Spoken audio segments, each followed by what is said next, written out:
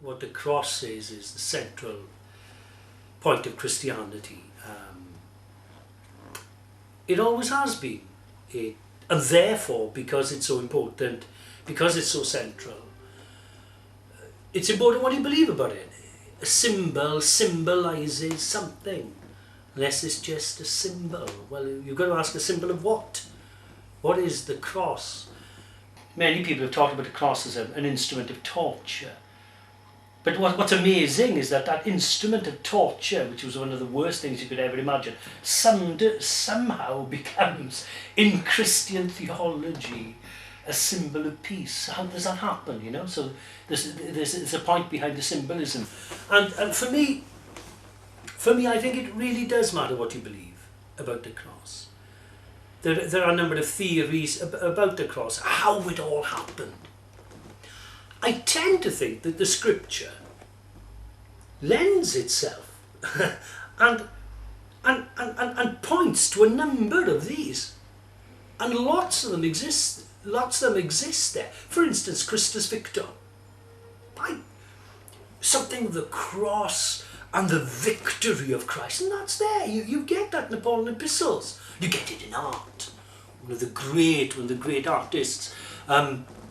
I can't remember his name offhand now, but early Renaissance artist pictures Christ coming out of the grave, and he just stands there, out of the grave, and the soldiers are there, and he's standing there, looking at the viewer, and you know, he is victorious. Christus Victor, definitely, it's there.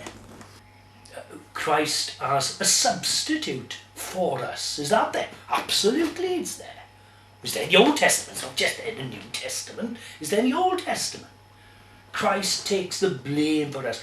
Extreme words. There's some extreme words where it say Christ became sin for us. I'd never use those words.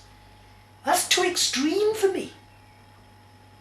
But Paul uses them to explain. He seeks to explain what has happened.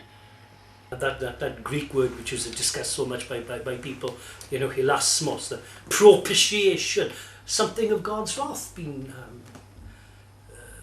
taken away, Jesus taking the blame for our sinfulness. That's there, is there.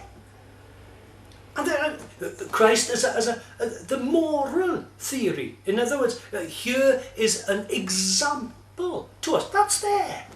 I think the problem with people is that they want to take one at the expense of all the others. Well, no. Why are people going to do this?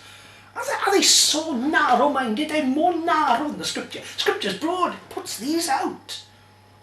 And somehow all these fit together in the great plan of God. They're there, all these different things, and they fit together beautifully, and they're all relevant.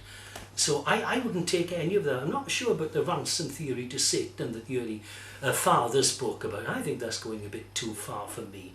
I can't see that anywhere. I think the early fathers were mixed up there. Read the early fathers, they're great, but man, they had some great mistakes, which maybe they were great men with great mistakes. Maybe there's a lesson there.